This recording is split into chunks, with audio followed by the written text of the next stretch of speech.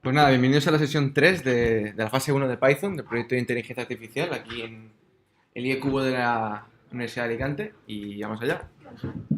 Retomamos donde la sesión anterior, capítulo 7, toca hablar de ficheros. Como veis, ya vamos por la mitad de la versión española. En este caso es la versión Mac, ¿vale? El resto de versiones podéis estar en una página distinta. ¿No estamos por el capítulo 6? No, tema 7.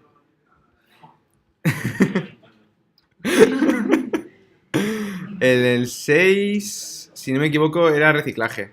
Si quieres lo repasamos, pero vamos. No, da igual. Básicamente es que puedes reutilizar variables. No, vale. Bueno, volviendo al tema 7, vamos a cerrar aquí, que esto ya queda, es muy mono, pero ya está. Abrimos todos la terminal, ¿sabéis? Python 3 en terminal, para poder empezar a trabajar. Vale.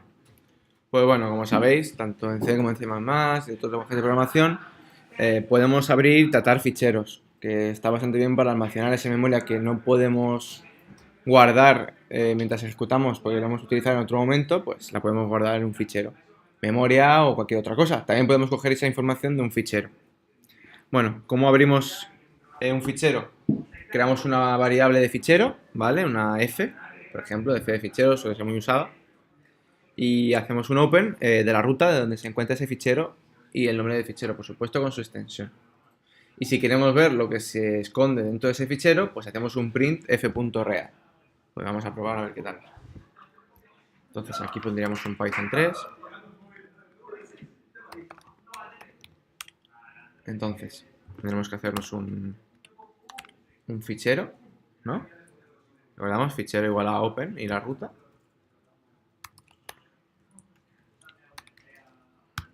La ruta es, por supuesto, entre comillas simples, entonces pondríamos una ruta.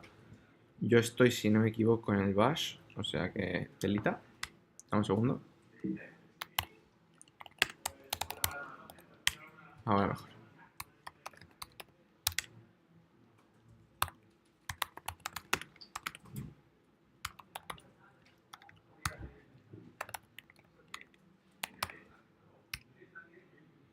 Bueno, hacemos un fichero de texto a secas.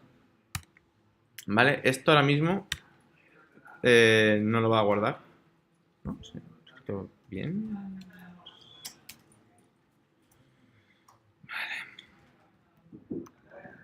Vamos a ver, que igual se ha puesto TXMX por... Vale, bueno, primero tenemos que crearlo, claro. Que lo crea él. No lo crea. A mí no me lo ha creado, ¿eh? ¿No habría que poner doble coma? En plan, dobles comillas. No, no tiene nada. Comillas simples. A mí sí que me lo quedaron. A mí no a menos a mí no me lo está creando. Entonces voy a crear el fichero yo. Vamos a abrir una nueva ventana, ¿vale? Nos vamos al escritorio y hacemos un touch y ponemos text.txt. Nos ha generado un fichero de texto abajo a la derecha de la pantalla que podemos escribir lo que sea. ¿Eso en Windows funciona? Sí, touch. En teoría sí, no lo sé. No lo he probado en Windows. Linux y Mac sí. Hasta ahí llego. ¿Vale? Entonces, técnicamente, ¿no? Pues qué guay. ¿Cuál era el comando? Touch. Sí, touch. Sí, perdón, te lo pongo. En Windows Touch. Es como toca. Toca y le pones el nombre que quieras al fichero. Y ya está. Dice que no se reconoce. ¿En Windows? Puede ser. Yo te digo, al menos en Unix sí. Ay, señor. Bueno, claro, espera. Ya está. Vale, ya está. Fichero open. Claro, estamos en desktop. Y ya está. Lo tendríamos ahí, ¿no? Entonces, si queremos hacerlo y ver lo que hay dentro, pues hacemos un print, ¿no? El típico print. El típico print, bien escrito. Le ponemos f. O sea, perdón. F punto. No sé. F punto. El nombre de React. La función que queremos hacer. Cerramos. Y claro, yo le he llamado fichero.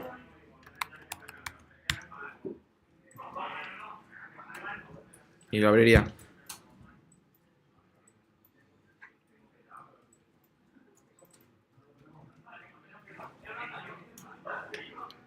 No entiendo por qué no ha leído hola, pero bueno. Igualmente, lo ha abierto. ¿Vosotros os lee el fichero bien? Vale, sí.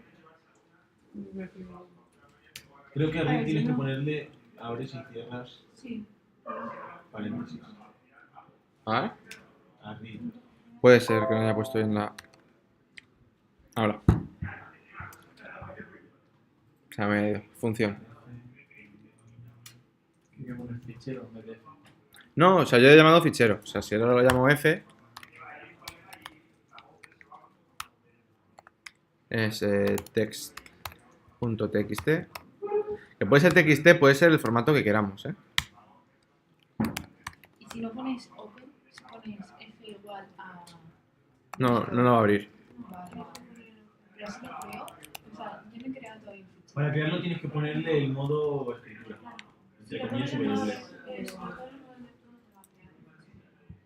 Vale, si tengo que poner F igual A a open, Y el luego- texto, o sea, el nombre, Y como veis, coma, entre comillas W. cada vez que lleguemos a la función, nos va a leer otra línea.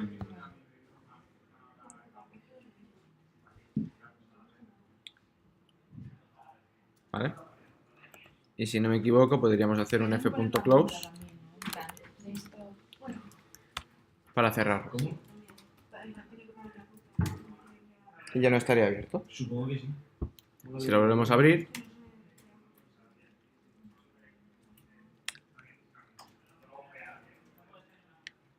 nos vuelve a mostrar el primer elemento. Si le vamos a dar a leer, de hecho voy a hacerlo bien. Segundo elemento, perdón. Segundo, tercero, quinto, ¿vale? Nos saltamos el cuarto, Pero para que lo cree, ¿cómo dices? El nombre del fichero, coma. ¿vale? Entonces cada vez que llamemos a la función read, bueno, a ver, no sé por qué no me lee, pero da igual. Nos va a leer todo el fichero. Acordaos de que tenemos que cerrarlo si queremos volver a leerlo, ¿vale? Simplemente poniendo f.close. Y como es una función, entre paréntesis. Vale.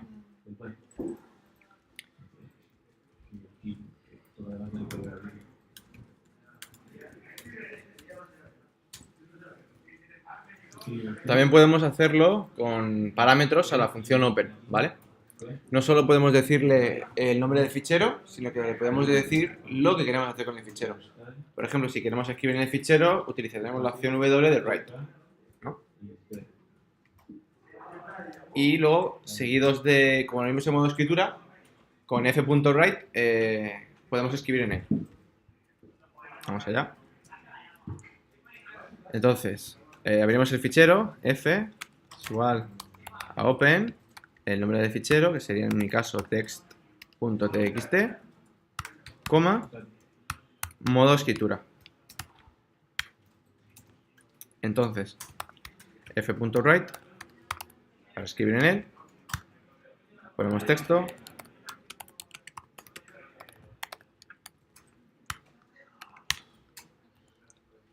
y no sé por qué me ha puesto 16. Pero bueno. Y debería de escribirnos. Vamos a... Si quiero leerlo después, tengo que cerrarlo y abrirlo. O puedo leerlo. Y lo cierras, sí, lo tienes que guardar. O sea, me refiero. Yo ahora he escrito. Lo que he escrito vamos a guardar. O sea, tengo que cerrarlo y luego volverlo a abrir. Correcto. Tienes que hacer un f.close. f.close función. Como veis aquí, esto es un texto.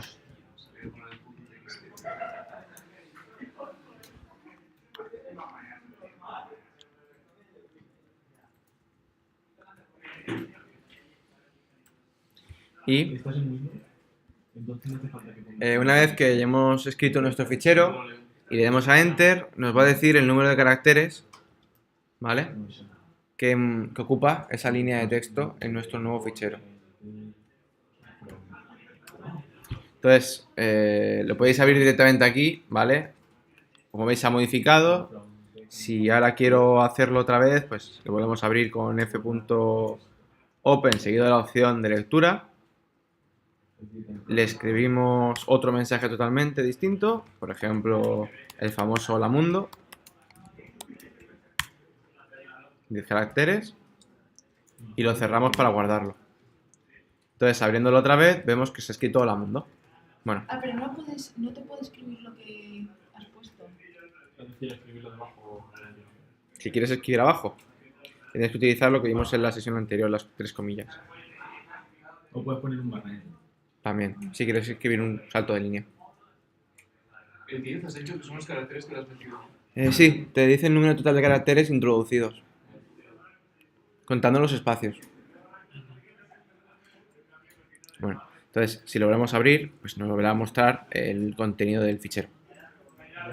¿Y no te deja leerlo, nada más escribirlo? ¿Tienes que cerrarlo después abrirlo para leerlo? En principio, de momento sí. Porque, en plan, he hecho un write, por ejemplo, de hola, Sí. no lo he cerrado, le he dicho que me lo lea y le he dicho no. ¿Te ha salido? No, o sea, que no podía verlo. Ya, es que es que lo has abierto en modo escritura. Sí. Ah, vale. De ahí a W. Vale. Si lo abres en Bueno, modo no R, puedes verlo. en teoría si lo abres en modo R, que será modo read, ¿Y No puedes de- combinarlos? creo que sí, Se puede hacer RW, por ejemplo. puede ser. No lo he probado ahora mismo. Creo que hay uno para todo. La A es para. La A En es C Creo que en C sí. Puedes escribir, a ver, no sé en Python, pero en C sí. Con la A puedes escribir y. Puedes escribir y leer. Yo creo que solo puedes escribir, pero lo que hace es que no te lo borra cuando. Si ya estaba creado, no te lo borra. No deja. ¿Ves? Solamente te deja. Y la A más. Te deja abrirlo en modo lectura, No, porque no. te deja abrirlo en modo escritura y en modo A. A lo mejor en modo A sí Ya que era deja. todo. Python. En teoría debería de ser todo. O sea, en teoría yo ahora mismo tendría que poder escribir Hola Mundo, ¿no? Python español. O bueno, voy a poner otra cosa que no sea Hola Mundo porque era lo último. Esto es un texto, ¿no? Y entonces hacer un... es que con f.read... f.read... No lo va a mostrar por pantalla, pero... Bueno. Voy a hacer un print, Print F.read. Sí. No deja. Con año. Joder, no deja. No sé ni siquiera qué modo es A, realmente. En teoría es all, pero no. No tiene pinta. Bueno, da igual. Al caso. De hecho, mira, en blanco. F.close. Lo cerramos. Y se guarda la cadena. Y cuando lo abres en modo escritura, normalmente no te deja tocarlo. De hecho, te borra. Haces esto que tengas que hacer y lo guarda. De ahí eso. Bueno. De ahí tenéis el tratamiento de ficheros. Utilidad de esto es para guardar información que vas acumulando del usuario y cargarla. De hecho, ficheros están bastante guay para las redes neuronales. Porque genera la red, genera los datos de la red neuronal entrenada y ya con eso lo vas cargando y ya está. Lees, cargas y ya tienes todo.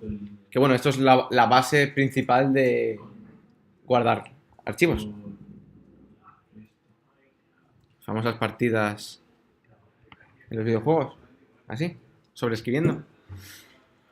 Bueno, tened en cuenta que también podemos leer la información, copiarla, borrar, o sea, borrar escribiendo, copiar esa información y añadirle más.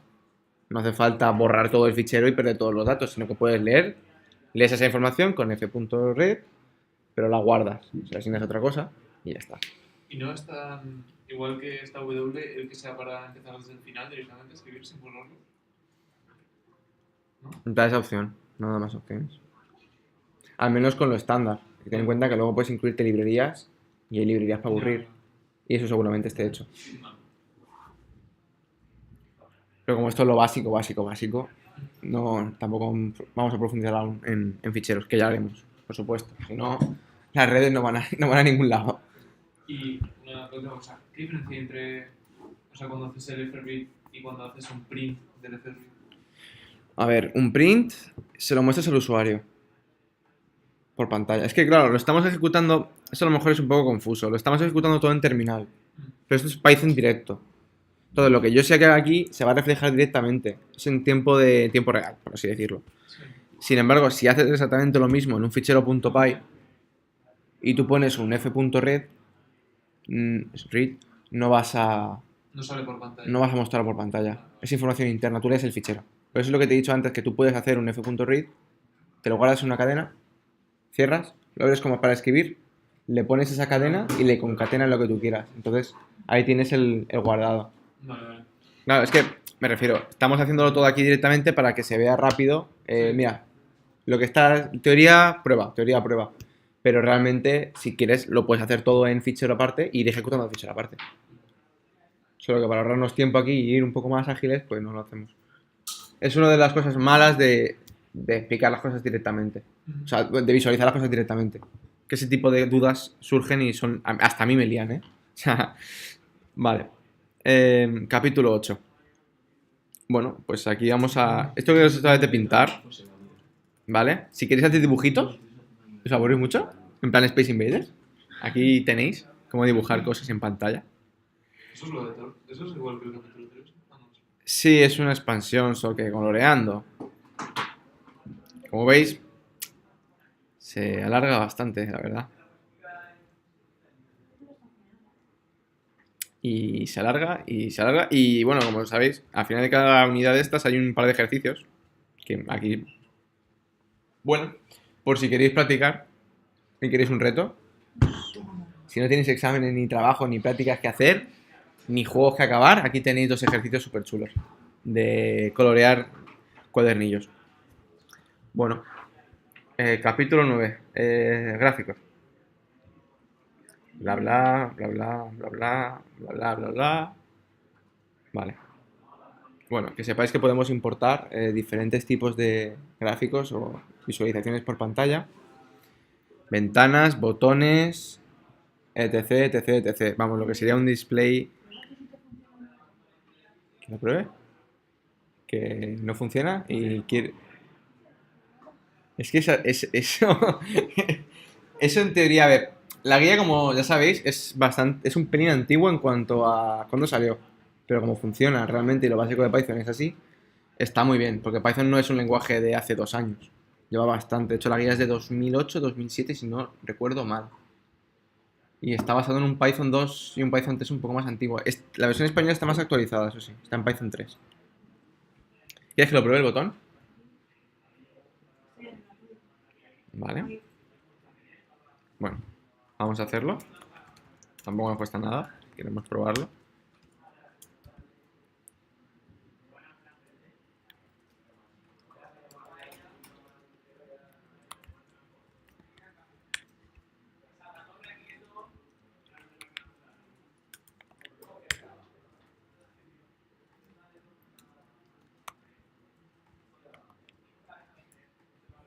Aquí está. ¿Lo veis? Tampoco mal escrito. Esto se ha copiado mal, pero bueno. Habría que cambiar esto.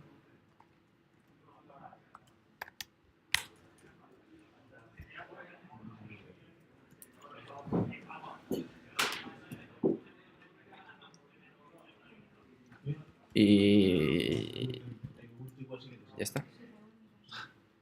Como veis, podemos ir añadiendo botones. Otro. Etcétera.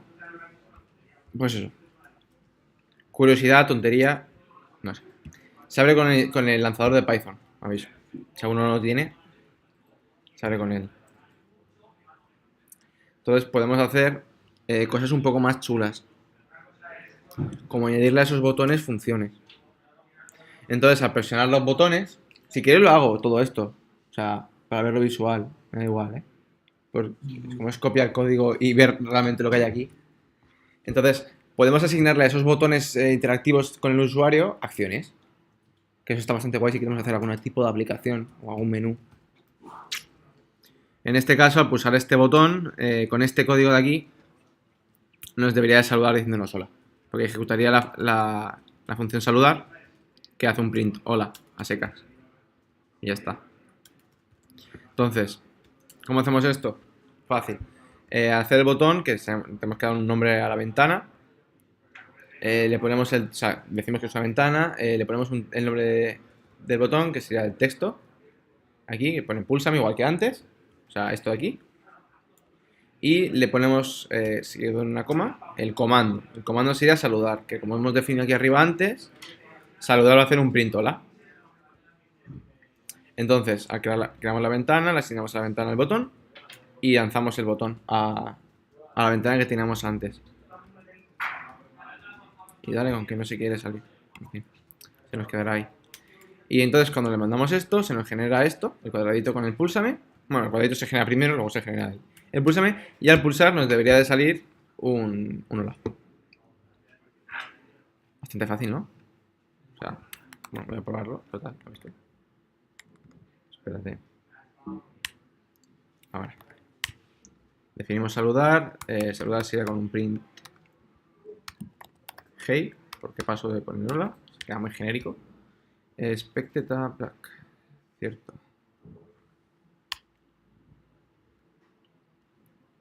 Si no me equivoco... No. Vale, sí. Acordaos, que se me acaba de olvidar a mí, que hay que ponerle el tabulador en Python. Es que esto de programar encima más y luego pasas a programar Python, que tienes los corchetes, pues se te va mucho. Bueno, entonces luego lo mismo de antes, from taking import, hacemos la ventana, que la tengo por aquí arriba, o sea, voy a copiarla, botón ventana, el texto, voy a quitar el acento que luego se genera. ¿Qué Y me luego tengo que le- descargar para que me salga el botón? ¿No te funciona? No. Se va con el lanzador de Python. Y esto sería command saludar. Si no me equivoco y no lo he copiado mal. ¿Vale? Lo he copiado mal, ¿verdad? Ah, sí. Que así acabo rápido. No me deja.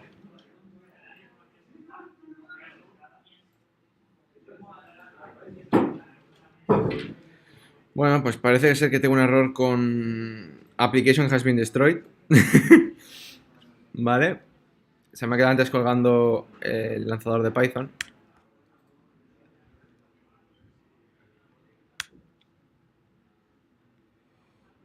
Sí, pero bastante colgado. Bueno, se me ha quedado colgado. No vamos a perder mucho más tiempo. El pulsar el botón sale un texto que pone hola, ¿vale? También podemos hacer dibujitos simples. Por esta parte volamos un poco, ¿vale? Sería igual. Lo que pasa es que ahora hacemos un lienzo. Buenas. Con la función canvas. Bueno, canvas. Hacemos un lienzo, le ponemos el ancho y el alto y nos va a generar una ventana de eso. Entonces le ponemos un lienzo pack, que sería el pack es para crearlo. Entonces lo tenemos aquí. Sería este lienzo en concreto. Y podemos empezar a dibujar. Como veis, lo hacemos con createLine. En este caso es un cuadrado y le ponemos los 4 puntos que queremos que se pongan. Y con el create _line le especificamos que concretamente es una línea, entonces nos va a generar una línea que vaya de este punto a este punto y a este punto y a este punto y otra vez al principio. También lo podemos utilizar con Turtle, que era lo que no vimos porque dije que quien quiera pintar lo puede pintar en casa, del tema 3. Si tenéis más curiosidad con Turtle lo podéis ver. Turtle te permite hacer dibujitos siguiendo, sin tener que hacerlo tan frío. No son cuadrados, ¿no? Sino que son son puntos. Son coordenadas en sí. Sí, pero se genera un cuadrado porque genera por el createLine. Pero sí, te indican las coordenadas. No, claro, pero se crea una línea diagonal, ¿no? Sí.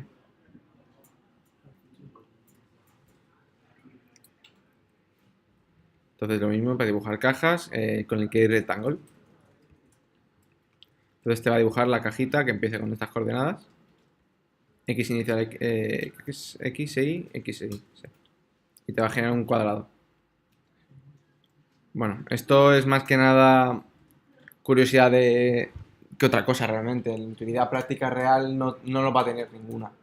No vamos a ponernos a dibujar cuadraditos. Igual con redes si queremos identificar objetos y caras, pero eso ya están implementados en librerías como TensorFlow o redes como Café. Que bueno, todo esto suena a lo mejor a chino ahora. Ya veréis, está súper guay. Vale. Y bueno, se te puede ir la pinza y bueno, pues varios rectángulos. Arcos, es que es lo que quieras realmente. Es como si acabamos el tema hoy. O sea, el libro hoy. Sí, ya acaban hecho. Todo lo malo es de pintar. Y bueno, algo sobre gráficos, lo mismo. Podemos abrir imágenes, animar las imágenes y moverlas. Reaccionando a eventos. Esto igual es un poco más interesante. ¿Vale? Podemos definir funciones de eventos y al activarlos, estos son vídeos, entonces no se pueden visualizar aquí. Pero bueno, digamos que al activar ese evento, lo mismo que pasaba con el botón antes, pues podemos hacer que se genere una serie de comandos, instrucciones, por ejemplo, para mover una imagen por la pantalla. Pero bueno, es nada, generar eventos, por ejemplo, ¿ves? Keepers up, keepers down, keepers left, keepers right. Antes cuando hemos propuesto, bueno, cuando he propuesto yo así un poco de forma dictatorial, lo de vamos a intentar hacer todos un Space Invaders, porque no sé, me parecía gracioso. Estas navidades largas, sin estudios, sin trabajos ni exámenes finales, que tenemos todos muchísimo tiempo. Que va, no, si no, luego al final, en acabar los exámenes, la primera semana, la idea es hacer un juego. Space Invaders me parece una buena opción. Si tenéis alguna otra opción, que esté bastante chula, el Pong ya lo tengo implementado, si alguno quiere, con cámara, de hecho, pones la cámara y puedes jugar al Pong con dos objetos. Podemos hacer un juego simplemente para probar todo esto que hemos aprendido ahora, pues ver un poco la utilidad que tiene real, no para lo que queremos hacer nosotros, pero sí para practicar un poco y hacer un proyecto un poco más complejo. Y que luego puedas decidir, llegas a tu hermano o a tu hermana, o a tu padre o a tu madre o a tus amigos, y les dices, oye, te he hecho un juego. Está guay. A mí nos ha servido para algo. Todo este rollo que estoy soltando ahora mismo. Que básicamente es leer esto. Y bueno, me ha parecido gracioso. Si tienes alguna propuesta, ponla por el grupo. Ok. Os pasaré el enlace del Git, del repositorio Git, donde he sacado yo mi Space Invaders en Python. Y bueno, pues podéis sacar ahí lo que queráis. No hace falta que lo hagáis todo. Porque esto es ahora palabras clave. Esto ya hemos acabado realmente todo. No hace falta que hagáis todo el código, ni todas las animaciones, ni todos los sonidos. Todo eso ya está. No somos animadores, somos programadores. Ahí hay cosas chulas, ¿eh? Ya, vamos a pasar por ello. Y nada, pues, idea, si queréis hacer otro por vuestra cuenta y sorprender al resto, adelante. Yo me voy a pasar guay. A ver. Cositas chulas. Lo que habíamos comentado al principio. Las que dice que son muy complejas para escribir sobre eso ahí son las que te toquéis buscar en internet y están chulas. Ya. Bueno, hay un par que no, que son un tostón. Si quieres de esta parte tú, a mí no me importa, ¿eh? No. ¿Seguro? ¿100%? Jo. Bueno, como comentábamos antes, hay ciertas palabras reservadas en el lenguaje que no podemos utilizar para absolutamente nada y que son sustitutas de otras. ¿Os acordáis de lo que era la AND, no? Era el comparador que sustituía al doble aspersa. Luego tenemos el as, que se utiliza para decir que para un nombre distinto a un módulo que acabas de importar, ¿vale? Por ejemplo, si tienes un módulo, le puedes decir que import ese módulo as y lo que quieras llamarlo. Por ejemplo, eso está bastante bien cuando estás leyendo de ficheros una función que es súper compleja y tiene un montón de nombres raros, lo importas como otra cosa y a partir de ahora tú en tu Python lo vas a leer de otra forma totalmente distinta. Lo que también se puede hacer es, como ponía antes en lo de que ponía from tkinter import asterisco. El asterisco ese quiere decir que no tienes que poner para llamar a la función, es tkinter punto la función, que simplemente pones el nombre de la función y ya está cogiendo la del tkinter.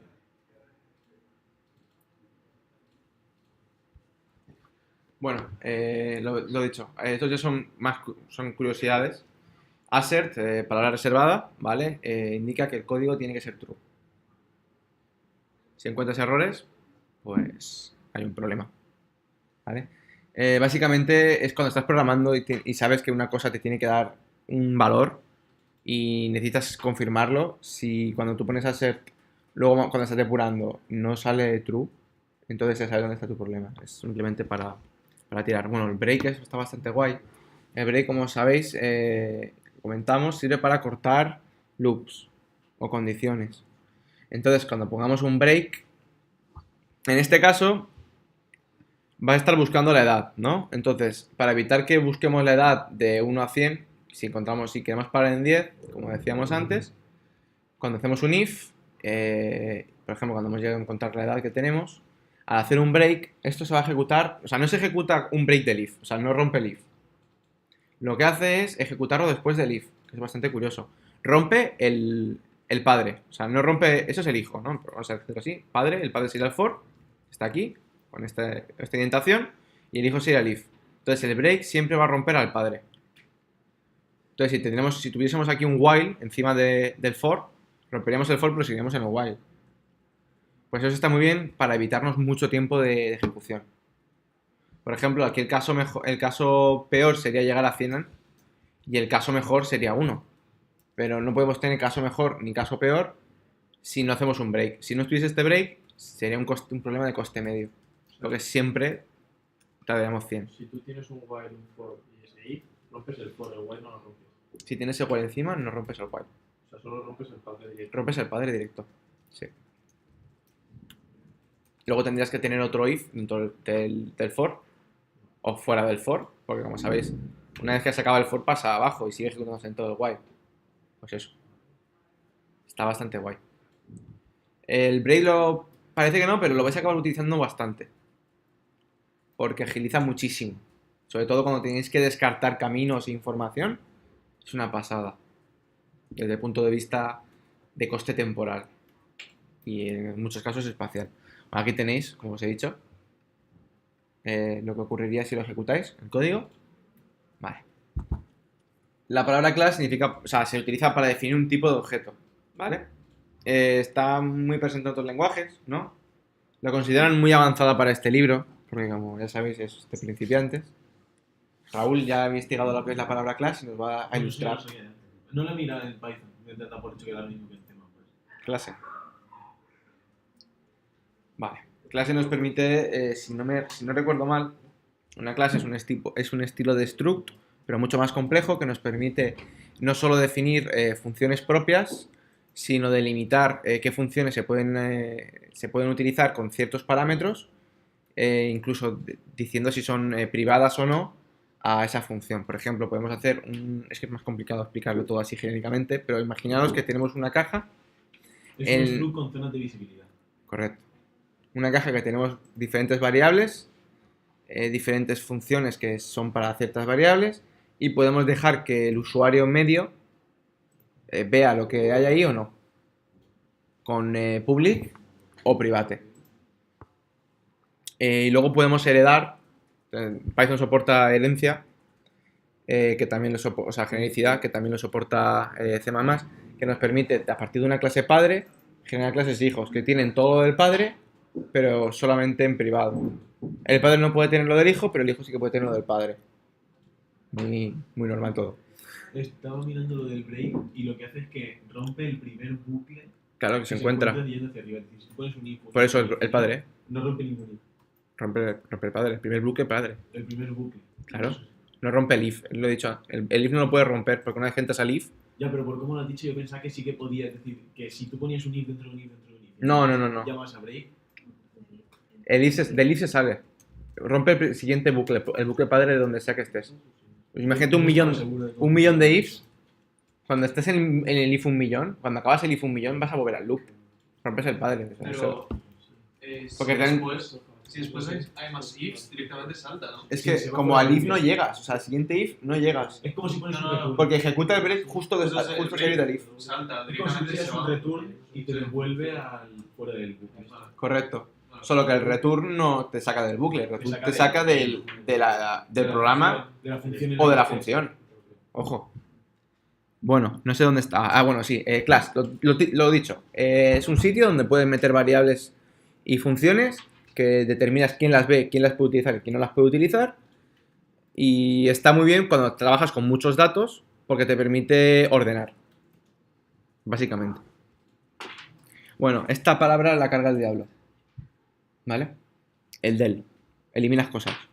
A veces eliminas cosas que no debes de eliminar o no se eliminan bien. Y se lía. Lo dicho, sirve para eliminar cosas. Ya está. Te haces una lista, haces un del. Bueno, ya lo hemos utilizado, de hecho, pero bueno.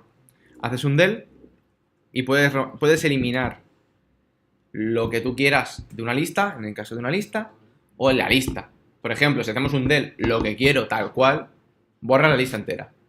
Si queremos borrar el segundo elemento, que en este caso el segundo elemento era juego de ordenador, porque recordamos 0, 1, 2. Si borras el primero, ¿se reordena? ¿Qué? Si borras el primero, ¿se reordena? En teoría. Creo que sí. Creo que sí. Pero no lo sé. Sé cómo funciona todo muy bien en C++, lo pruebo todo. Pero en Python en teoría sí, porque como es dinámico, porque dudo mucho que deje un null. Que puede ser que deje un null. Bueno, lo he dicho. Y luego si queremos hacer un append, ¿os acordáis que con append podríamos añadir a la lista de forma infinita cosas? Y la pondrá al final. Sí que la reordena. Sí que la ordena, ¿no? Como es dinámico todo. Vale. ¿Os acordáis del elif, no? Es que eso es una tontería esto, repasar esto, pero bueno. El elif es otro if seguido de un else fallido. O sea, seguido de un if fallido. ¿Acordáis que si queremos hacer varias comprobaciones sujetas a una comprobación inicial, etcétera, etcétera, etcétera, añadiendo un elif, lo hacemos? El else es para ejecutar algo que necesitamos ejecutar sí o sí si la condición no se ha cumplido. El except es otra palabra reservada para problemas de código, ¿vale? Aquí dice que es muy avanzada para este libro, realmente es algo complejo que normalmente utilizas para debugar programas bastante más complejos y avanzados. Es como Assert, es como la de Assert. Tienes que saber dónde ponerlas, cómo ponerlas y cómo trabajar con ellas, porque si no te puede liar un poco el código. Normalmente, a la hora de lanzarlo al público, no incluimos ni except ni assert. Incluimos otras cosas que son throws y catch. Lo típico que te pone error, thrown error, error 404, 403. Es eso. Que cuando llega un error, se va un struct, lee qué tipo de errores y te manda el número. Pero eso es un throw y un catch. El catch va a cogerlo y te muestra por pantalla antes de petar por completo y explotar. Bueno, el exit, lo dicho. Mira el contenido de una cadena. No es que mire, es que si Ah. el código lo O ejecuta. sea, sí, me refiero, mira el contenido de una cadena y si Eso está chulo. lo puede tocar, lo toca. Y con tocar me refiero a ejecutar. Pero sí. Como veis, mi variable hola y demás. Finally es otra palabra de estas que dice que es avanzada. Cuando no estás seguro que es un error, se ejecuta esto. Esto está bien, similar a lo del throw y al catch. El finally es algo que tu programa va a ejecutar sí o sí. Es decir, si tiene un error catastrófico en plan central nuclear, fusión del núcleo, va a ejecutar el finally antes de hacer fisión. Siempre. Está muy bien, sobre todo cuando tenemos que, por ejemplo, tenemos un montón de memoria cargada en el sistema y queremos eliminarla y cerrarla. Entonces, en la función finally tendremos que tener los deletes, los saves, Pero si etcétera. tiene recolector de basura, ¿no? Sí.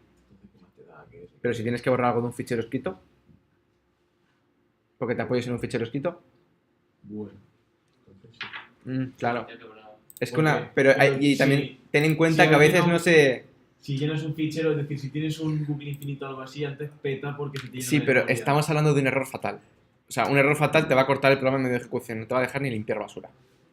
Aunque realmente limpia, pero no llega... Imagínate O sea, que no llega a Cuando limpiar. escribes el finally, lo que hace es que cuando peta te borra el S en cuestión. O sea, No. si... Cuando tú haces el finally, lo que sea que haya en Que- finally ya. es lo último que te va a ejecutar. Y si Pero sería ya para ha crasheado. ejecutar- O sea, tu software ya ha Pero crasheado. tú solo te interesa borrar o cerrar ventanas que hayas abierto. Te interesa guardar lo que tengas que guardar, por ejemplo, el crash file, crash log, lo que normalmente veis cuando os crashea por ejemplo, un videojuego crashea y te genera un report crash, que tiene una carpetita con un montón de información.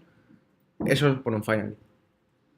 Porque el juego en teoría ya ha crasheado, ya no hay nada que hacer con eso, está muerto. Pero en su último aliento te dice, he muerto por esto, te chiva. Pues eso sería un finally. ¿Utilidades de esto? Muchas. Sobre todo que no petan las cosas. Sobre todo, yo qué sé, estás trabajando con un disco duro y está feo cortar el disco duro, una lectura o una escritura del disco duro a mitad. Se pueden dañar o corromper datos. Entonces, con un finally podemos decirle al sistema operativo que acabe.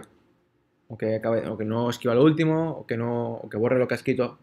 Las últimas 10 líneas que ha escrito las borre porque a lo mejor es un virus. Es un finally. Como sabéis, el bucle for es para hacer bucles. O sea, bucle for es para hacer bucles. La palabra reservada for es para hacer bucles estilo for, que harán una función, o sea, harán una cosa. En caso de Python, harán lo que haya dentro, las instrucciones que haya debajo del bucle for, hasta que el valor que le indicas en X, o sea, bueno, harán lo que por decir, increíble. Para un cierto valor X se hará el número de veces definida por el rango que elijamos. En este caso se ejecutará 5 veces, de 0 a 5. Y ahora el print de X vale el porcentaje S, porcentaje X. X valdrá range, ahora sí. X valdrá range, ¿vale? Sí, ¿no? Sí. 5 veces. Esto es que programar en tres lenguajes distintos. Vale. El from. Básicamente le dices de dónde. Es bastante explicatorio. O sea. Entonces, es bastante útil para incluir librerías o funciones de una sola librería. En este caso. Si solamente queremos la función pen from turtle, por ejemplo, desde la librería turtle, importamos pen. Esto es súper útil. No para nosotros, pero sí para quien esté programando en sistemas empotrados o controladores de fábrica. Porque si tenemos que traernos toda la librería de turtle y guardarla, es un montón de espacio. Cuando realmente solo necesitamos la función pen. Entonces con esto ahorramos muchísimo espacio. Que realmente cuando nosotros trabajamos con inteligencia artificial, que tenemos que tener superordenadores, porque si no, no, el tamaño realmente no acaba siendo algo que te vaya a limitar, un factor limitante. Pero siempre es bastante más elegante incluir solo lo que necesitas y no todo lo demás. Y ahí está from.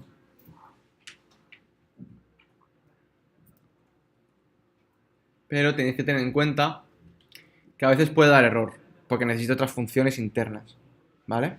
En el caso de gmtime, aquí pasa. Entonces tenéis que ver siempre, si queréis solo incluir una función, normalmente los códigos vienen con una pequeña descripción arriba de la función, de lo que hace y de lo que necesita para funcionar. Por ejemplo, tenemos una función que sea mi casa y requiera la función mi llave. Podemos incluir mi casa, pero si no incluimos mi llave también, mi casa no va a funcionar. Si incluimos la función mi ciudad, que incluye mi casa, o sea, me refiero a la librería mi ciudad, vale, porque está todo. Pero no queremos toda la ciudad, queremos solamente mi casa y nos obliga a mi casa a tener mi llave. Pues eso, tenerlo en cuenta. Que a veces te pones a buscar de dónde viene el error, no lo encuentras, y es que te deja una función por ahí. Es muy gracioso, sobre todo cuando os tiráis un par de horas buscando. Bueno, lo de estar dentro o fuera de ámbito, ¿vale? Como sabéis, estar o no dentro de ámbito es simplemente cuando puedes acceder o no a una variable. ¿A qué me refiero con esto? Existen dos tipos de... bueno, varias, pero bueno. Concretando, dejándolo fácil, dos tipos de variables. Están las globales y las locales. Las globales son accesibles desde todo el lado, desde cualquier punto del código, modificables, legibles, pero las locales nacen y mueren en una zona. Por ejemplo, si hacemos una función, como la función test, hacemos una variable global A, pero bueno, eso da igual. Hacemos una variable A y una variable B. Si hacemos un test, ¿vale? Como veis, al indicar que A es global, en este caso, vamos a poder verla después. Pero como veis B, no. ¿A qué se debe esto? Internamente, dentro de las funciones, dentro del propio código Python, o por así decirlo, el main de Python, todo existe dentro de un ámbito. Entonces, al crear dentro de un main, en Python, que es que todo es main, vas a tenerlo accesible en cualquier función. Si lo creas dentro de una función o dentro de un if, por ejemplo, no. Bueno, dentro de if creo que sí, porque está dentro de la función. Bueno, dentro de las funciones, todo lo que pongas dentro de la función vive y muere. O sea, al acabar la función y acabarse, se va a hacer un recolector, el recolector de basura. El recolector de basura va a limpiar todas las variables que hayas escrito y toda la memoria la va a purgar. Y no podrás acceder a nada de lo que hay ahí dentro. De hecho, puedes llamar a dentro y afuera y no va a pasar absolutamente nada. Porque son dos cosas distintas. Una cosa va a morir y sin embargo puedes llamar dos veces a, siempre y cuando sean dos tipos distintos. Si son el mismo tipo, va a haber problemas. Bueno, que sepáis eso, que si queréis utilizar algo fuera, tenéis que llamarlo global. Por ejemplo, generéis una variable importantísima, saber que un 1 es un 1, que es una variable importantísima dentro de la función, decir que es global. Si la queréis sacar luego, o devolverla con un return, lo que veáis. Pero acordaos que lo que no sea global es local y muere. Nace y muere en su vida útil. Bueno, esto es repaso más que otra cosa. El if, como ya sabéis, es una condición. Si la condición se cumple, ejecuta esto. Si no, no hacemos nada. El import sirve para importar librerías y códigos. La palabra in es una expresión que te dice, o sea, que sirve para leer dentro de una lista. Bueno, de listas, tuplas, diccionario, ¿vale? Simplemente para ver dentro de una lista, de una colección de elementos, si existe un elemento, ¿vale? Aquí le estamos preguntando si hay un valor para el 1 en la lista, ¿vale? Si el 1 está en la lista, si está bien, si no, pues no. Lo dicho. El is es como el operador igual, lo que os dije. Sustituye simplemente a esto. Lo mismo que el not, el or, el and, etc. De esta no tiene ni Eso idea. está chulo. De esta no tiene ni idea. Te crea una función, en plan, igual que tú te haces una función para sumar dos números, ese te lo puede crear en una línea en 0,1. O sea, tú pones... Pruébala en un momento, ¿no? O sea, un ejemplo sencillo no es complicado. A ver. Es que me mola mucho cómo lo escriben, para evitar explicárselo a la gente. De hecho, el lambda es tan complicada que escribir una explicación suya podría hacer que este libro se diera en llamas. Qué cachondos que son. Pruébalo, mira, la torre de la terminal, es un momento. Vale. Escribe i, o la función se va a llamar i igual a lambda x, i. O sea, lambda entre paréntesis, ¿no? No. X, y. No es ahí, y. 2 puntos. X por y. Dale. Es que te falta una B. Sí. Ah, lambda, ¿no? Lambda. B, D, A. Ahora haz y, abres paréntesis y pones 3 y 4. 3,4. Pues tampoco es tan Es una complicado. tontería. Lo que pasa es que creo que pueden meter mucha mierda ahí dentro. Ya, no es muy eficiente. No tiene pinta de ser eficiente. No se usa para hacer mapeos. Tú puedes hacer ahora list, entre paréntesis map, entre paréntesis y, range 0, 5. Entonces te saca una lista con los valores de las multiplicaciones. Bueno, como son 2, tendrás que hacer 2. Van a tener 2 parámetros. Lo dicho. Te sirve para generar funciones de forma rápida, sencilla y poco eficiente. Así que mejor no hablemos de ella, ¿vale? Somos gente civilizada, ordenada y muy pulcra. Poco eficiente Vamos. no sé, porque la gente la usa, por lo que está leyendo. Ya, Pero pero somos eficientes. fea. Somos eficientes. Vamos a tener que trabajar con IAs. Y la IA requiere de velocidad. Porque ya vamos limitados de por sí. De hecho, veremos cómo la vamos a ejecutar con los sin GPUs potentes. Pero bueno, eso es otra historia. El not. Lo dicho. El not es simplemente una negación. Se utiliza para comparaciones. Y if not tal, pues a correr. Es una negación, básicamente. No tiene nada más. En cuanto a palabras clave, bastante utilizado. El OR sustituye a las dos lo que llaman comúnmente en ingeniería tuberías. Sería el Alt 1 en el teclado, ¿vale? Dos de esos serían lo mismo que un OR. Lo mismo que dije el primer día. No entiendo cómo alguien quiera utilizar las dos tuberías en vez de un OR. Con lo fácil que es luego entender el código leyendo un OR. Que sepáis que existe y que se puede utilizar. Yo siempre uso los dos palitos. Por costumbre, ¿vale? Tenemos siempre un ejemplo para la excepción a la Me van a regla. contar un poquito, ¿no? Sí. ¿Tú los utilizabas en temas más? Sí, la verdad que sí.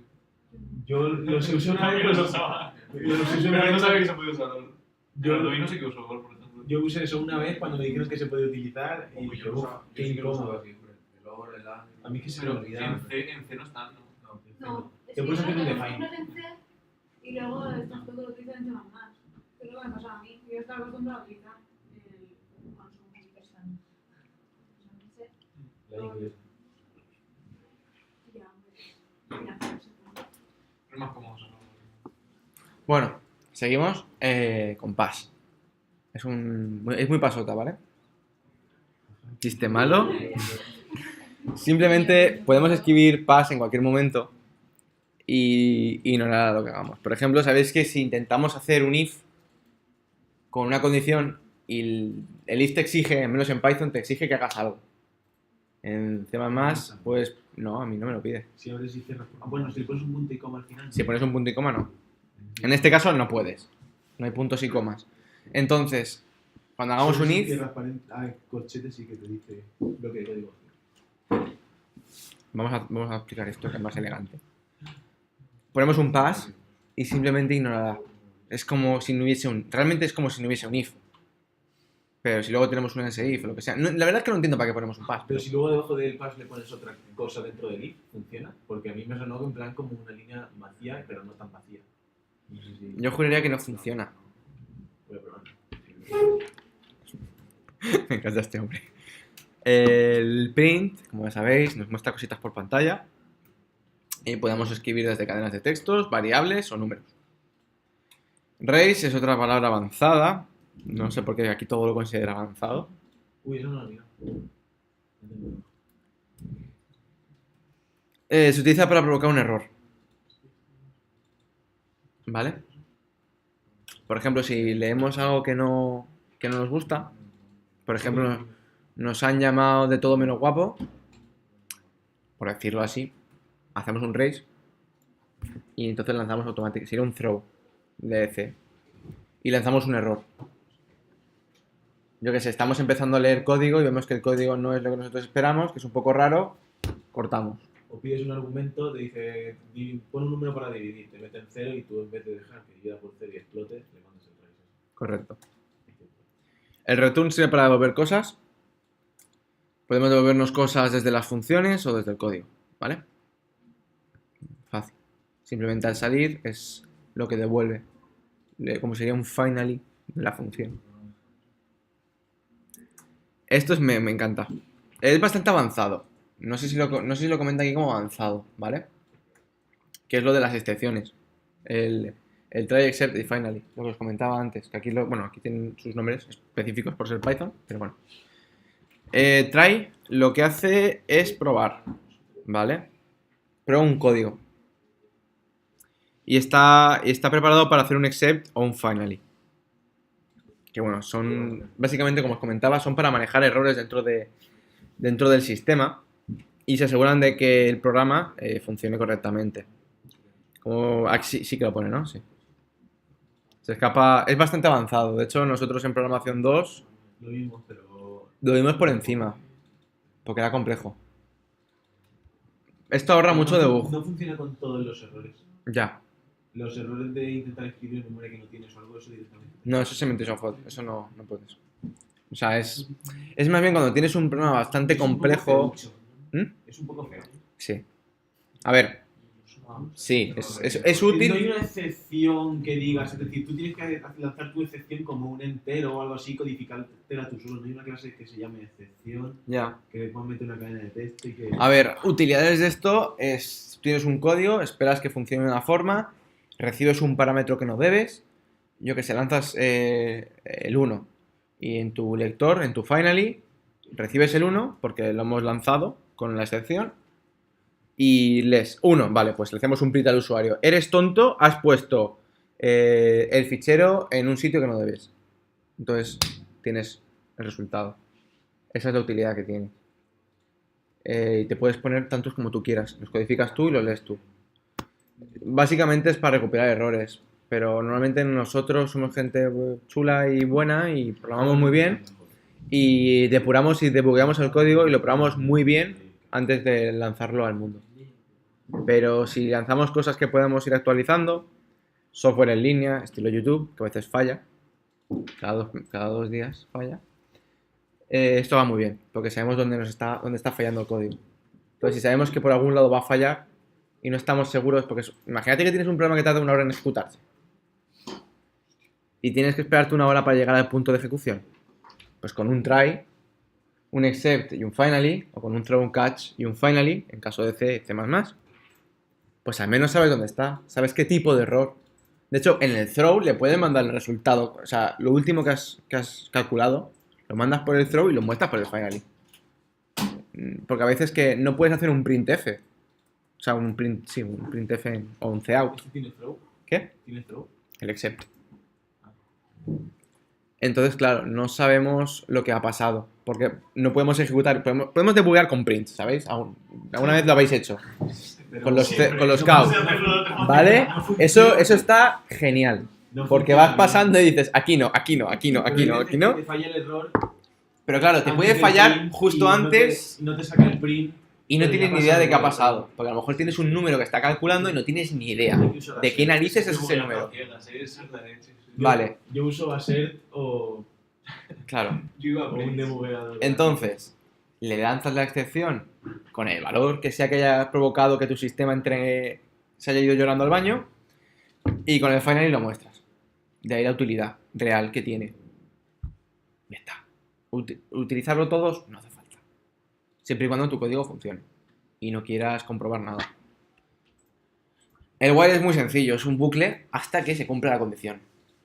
Fuera historias. Mientras se cumpla la condición. O sea, sí. Hasta que deje, Hay un hasta que lenguaje- deje de cumplirse la Hay condición. unos lenguajes que son al revés. Que el while es un hasta, no es un mientras.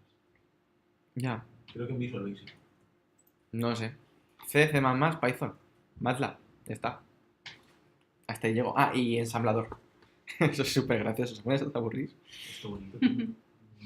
Bueno, with es una palabra avanzada, muy, muy avanzada y está reservada. ¿Qué será?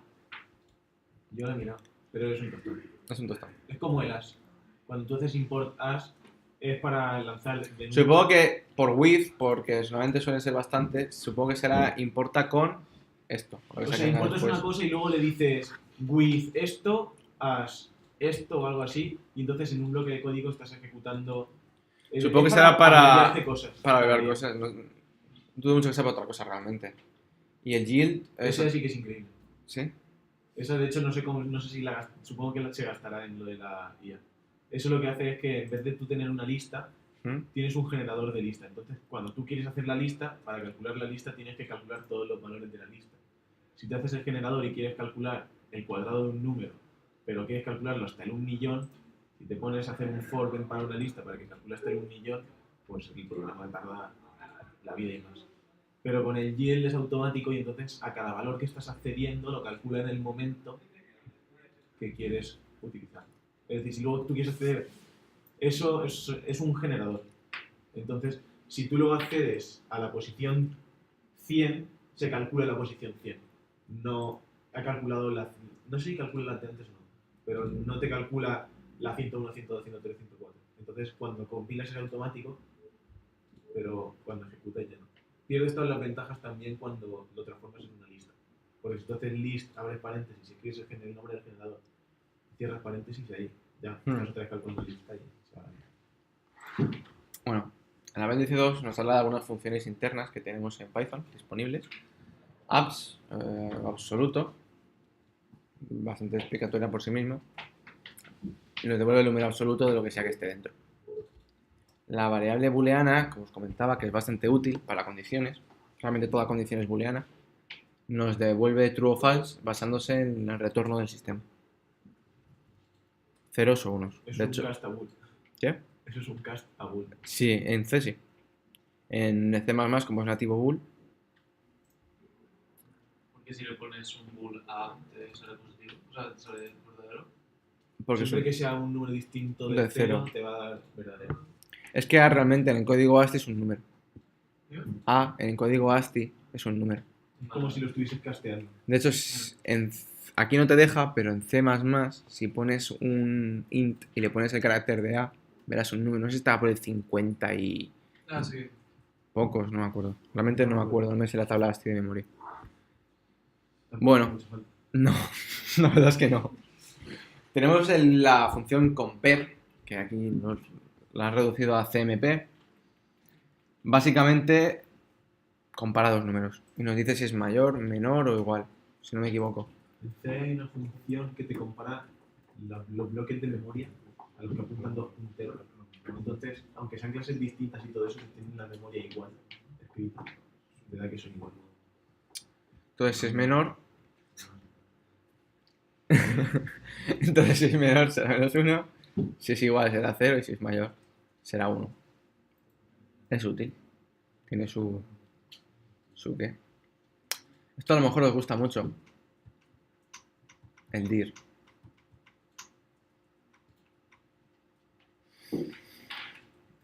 Pero bueno, ahí está.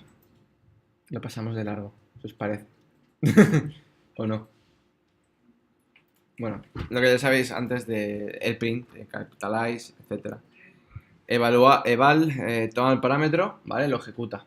Como si fuese una expresión en Python. Tal cual. Es como exec de antes, pero exec crea mini programas. Aquí no. ¿Vale? Aquí comprueba que son expresiones simples y ahorra mucha memoria. Entonces, mientras que antes hacíamos programas que cargase el programa entero con todo otra vez, aquí no, aquí es un trocito y ya está. Lo que habíamos visto antes de abrir y cerrar ficheros, ¿vale? File open, el tipo float, que simplemente es otro tipo de dato, con más precisión. Como vimos, hasta ahora no te generaba tanta precisión como antes, ahora necesitas meterle específicamente float, porque en Python 3 desapareció. Se cargaron, antes todo era float, pero claro, eso chupa una memoria que te cagas. Porque si todo es float, imagínate. Entonces en Python 3 decidieron cortarlo y ya dejó de ser todo float. Tienes dos decimales, eso que es de precisión, como vimos en el primer día. Y ahora si queremos un tipo float para un montón de precisión, pues tenemos que especificarle que es float. Y sí, ¿no? Aquí está entero, el tipo entero. Lo de antes. Recordad que los enteros, a diferencia del float, no guardan decimales. Y no Se- redondean. Y no redondean. ¿Sí? ¿No redondean? Si tú tienes. No redondeaban hacia 6, 7, arriba. No, sé, no. No redondeaban así como 51. Yo creo que truncan. Yo creo que sí, ¿no? Juraría que sí que redondeaban. O sea, tenemos que especificar que es un tipo de entero, ¿no? Sí. Tipo entero, 1,62. No, no redondea. Bueno. Si haces round. o algo Con así, round sí, ¿no? Sí, con round sí. round y especificas el número de decimales que quieres redondear. Supongo que pones un 0. En teoría sí, ¿no? Round de i.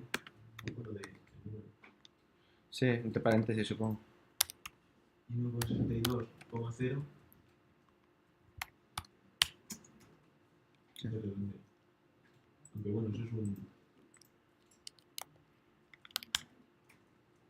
Sí. Pero si lo redondeas a dos decimales. Ya, hombre, evidentemente, estoy haciendo las pruebas con round. Bueno, hay muchas funciones que están por ahí en la biblioteca que no las ponen aquí. Y muchas que Bueno, a lo que mejor no dentro de llegado- 20 años de programación descubriréis. O que no hemos llegado a la R. ¿Qué? O que no hemos llegado a la R, quién sabe. Bueno, sepáis que tenéis las funciones enteros. Cuidado con el redondeo. Se pierde mucho dato. En el otro no. Pero ya sabéis, con un round y para arriba. Somos valientes. De todas formas, recordad que no son los enteros son especificándole que es entero. Que de por sí solo no te coge enteros, te coge con dos decimales. Coge siempre como cadenas. Sí. Eso está súper bien. Luego siempre te dice, esto es una cadena. Bueno, len, que mola más decir length, pero bueno, len te devuelve la longitud de la cadena. Que es lo que, si recordáis hace un momento, cuando escribíamos en un fichero, nos devolvía len. Automáticamente nos decía el len. Que bueno, está muy bien. Podemos hacer también lens de mapas, ¿vale? Etcétera. De bucles, etcétera. Max, lo mismo. Te devuelven el mayor. ¿vale? En el caso de cadenas de caracteres, o los strings, al uso te va a devolver el carácter mayor. En este caso la H. ¿Vale? Siempre el mayor. Recordad que, como te he comentado antes, dentro del ASCII todo está ordenado. Y en este caso tienes en cuenta el orden del abecedario. En inglés, por supuesto. ¿He dicho? Y que las minúsculas son más altas. Sí. Las mayúsculas están primero, si no recuerdo mal. Vale. Bueno, y puedes utilizar max directamente, ¿vale? No hace falta que sea con algo. Simplemente le das un montón de números y te va a sacar el max. Por supuesto, si tenemos el máximo, tenemos el mínimo. Funciona exactamente igual. El range se utiliza muchísimo para los for raros de Python. Si recordáis la diferencia entre Python y C++, es que en Python no puedes especificarle cómo avanza en el for. Sí, he visto ahora que ¿Se podía? En el range le metes otra coma y pones de cuánto es el paso del range y ya está. ¿Se podía así? En plan, si Puede vamos ser, ¿no? abajo, Debería. Es que yo lo pensé el otro día, pero no O sea, no lo he probado, pero tiene No lo pinta de miré. que sí. Si lo miré, la vaya. función range te está devolviendo esos valores, me imagino que será así. Era in range, ¿no? Si no me equivoco, sí, in range.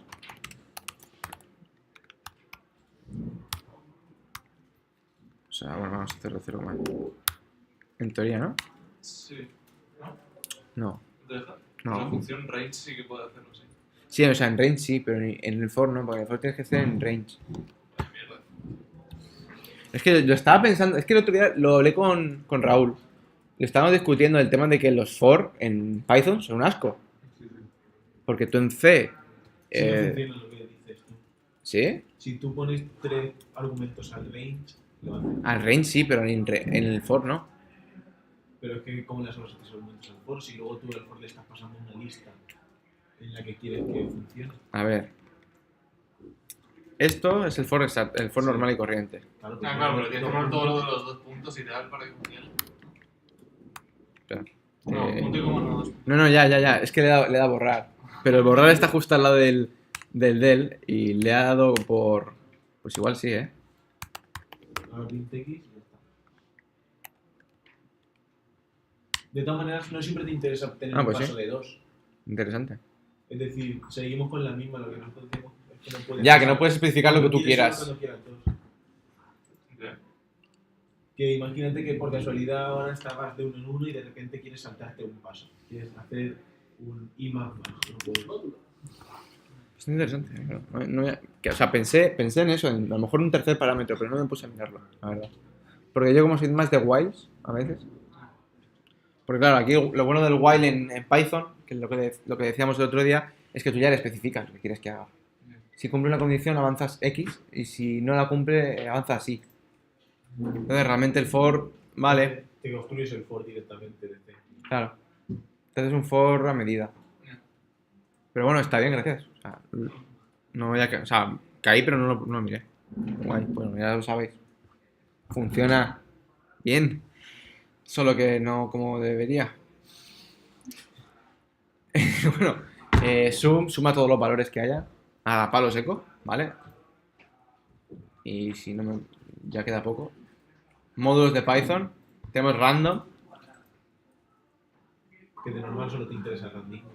Ya. Voy a decirle con random. Entonces, random. Te va a devolver un número aleatorio, que no es aleatorio.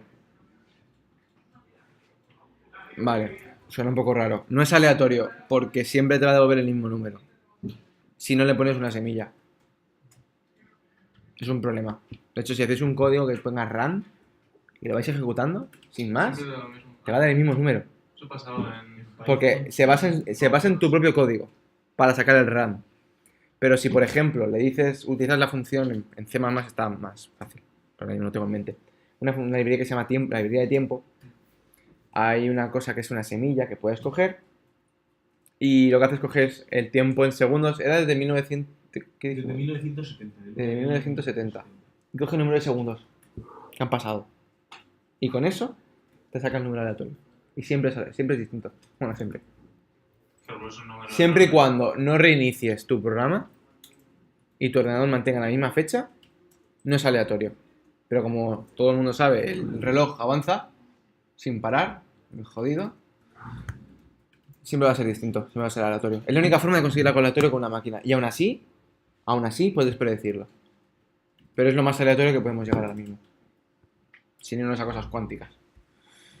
Bueno, que sepáis que me voy por los cerros de Úbeda. El RAM, que te saca números totalmente aleatorios. Recordar, en este caso tenemos que hacer un import, ¿vale? Aquí tienes un código de ejemplo. El módulo sys tiene las funciones de sistema, ¿vale? Funciones útiles. Todo esto que estamos haciendo aquí es todo muy bonito, pero como ya está todo incluido, cuando hacemos esto, cuando hacemos Python 3 mismo, todo esto, ya nos ha cogido todo Python. Ya podemos trabajar libremente. Salvo que tengamos una cosa externa al propio Python interno, lo que sea OpenCV, tendríamos que Python poner sí que va generando nuevos aleatorios. import OpenCV. ¿Sí que deja? Pero del terminal, No. Me he hecho un fichero que tiene import random y le he dicho print. pues entonces hay que coger a la semilla directamente, ¿no? Y voy haciendo a 10, 56, 65, 90. Ya, pero dentro del mismo sí. Ahora, corta y vuelve a ejecutar. No, sí, estoy haciendo Python pr.py. O sea, bueno, a lo mejor sí que tiene implementado en Python 3 o Python 2. 3. Puede ser que tenga implementado en RAM la semilla directamente. Tiene todo el sentido del mundo. La verdad es que no sé por qué en C++. No sé por qué en C++ aún no han actualizado RAM, la verdad, sinceramente. O sea. Pero bueno, es igual. C++ tiene dos funciones, tiene run y random. Pero hacen lo mismo. Sí, hacen exactamente lo mismo. No sé, es que, bueno, alrededor nuestras, C++ tiene algunas cositas que tienen que trabajar en ello. Y Python va bastante más por delante. Bueno, lo dicho, importar sistema para las cositas útiles. Mira, ahí estás. Hablando del rey de Roma. El módulo time. Bueno, en este caso dispones de funciones para mostrar el tiempo actual. En este caso es ese segundo. Y como veis es desde el 1 de enero de 1970. Sí que tiene directamente esto incluido. Pues Claro, si cuando coges time. Bueno. Aquí supongo que lo dejará igual, etcétera. Lo mismo que os he explicado ahora, pues aquí lo tenéis explicadito. Con muchas más hojas, mucho más texto y unos cuantos ejemplos distintos. Y bueno, si tenéis alguna curiosidad, aquí tenéis más sobre la misma biblioteca, la de Time. Tenéis todo el porcentaje A, bueno, todos los porcentajes estos se refieren a lo de la derecha. Entonces, lo que queréis imprimir de la derecha, con este tipo de porcentaje, con esta simbología, en el print, os va a salir. Como siempre, recordar importar primero time. Y sigue con time.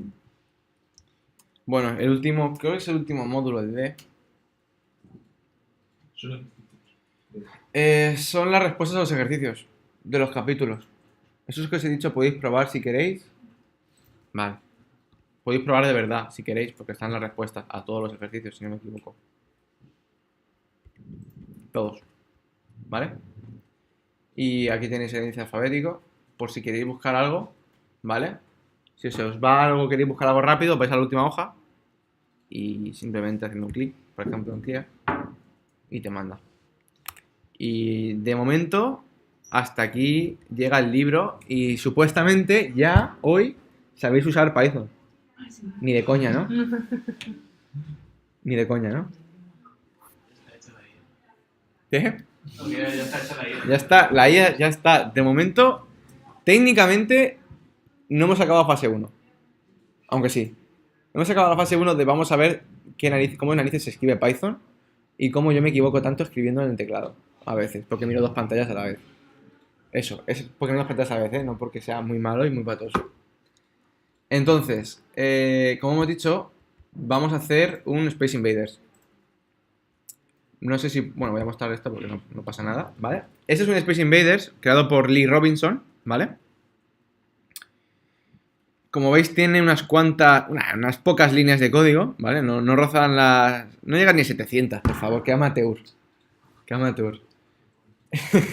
Esto es el Space Invaders. Bueno, tú no has venido antes. Tampoco los que no están viendo desde YouTube. Esto es el Space Invaders. Hecho en Python. para que nos hagamos una idea de cómo va la cosa, vamos a hacer un current directory IA project. Aquí era el Space Invaders, que era con... ¿no? Space Invaders Master, le he dado CD, en fin. Ah, bueno, claro. Como veis, el teclado va muy bien. Genial, de hecho. Y luego simplemente tenemos que ejecutar el juego, que sería con un Python 3 Space Invaders, pero no me va a dejar, no sé por qué. Space Invaders Masters. Vale. Recordad siempre que las ustedes van en minúsculas, no en mayúsculas, por alguna extraña razón del universo. No permiten eso. Y quitando esta tontería, hacéis un... Bueno, esto lo podéis descargar desde el Git, que voy a dejar en la descripción. No. ¿Qué narices? ¿What? Bueno. Lo he ejecutado hace un momento.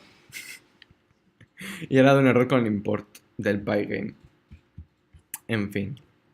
Total. Cuando lo has abierto lo has tocado. ¿Qué? No, pero a lo mejor cuando lo has abierto lo has tocado. No. No sé, antes lo ejecuto tal cual. No model en Pygame. Que igual, bueno, para ejecutar eso necesitáis tener el Pygame instalado, ¿vale? Que sería un pip, si no me acuerdo, install Pygame. No sé si era Pygame o Pygames. ¿Ves? Sí, Pygame. Como Pygame. Como veis, en mi caso ya lo tengo, ¿vale? Para Python 2.7. Vale, y ya sé por qué no me está dejando, ¿vale? Y es porque soy un poco tonto. Está en Python 2.7.4. No hay Python 3. Bueno, aquí tenéis un Space Invaders, está bastante curradísimo. Como veis, funciona bastante bien, tiene varios niveles, con bonus, power-ups, todo en función de... Siendo totalmente sinceros, voy a dejar que me mate porque así puedo salir. Siendo totalmente sinceros, esto no. Esto no. O sea, si alguien hace esto, genial, pero esto no. De hecho, tiene hasta el contador de vida, los puntos y voy a morir en 3, 2, 1. ¿Vale? Eso está súper currado. Lo suyo es hacer algo más... Esto es otro nivel. Lo suyo es hacer una cosa más sencilla. No tiene por qué ser esto. A ver, que podemos hacer, si queréis...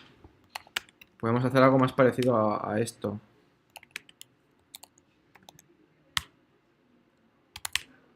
Que era un... Sí.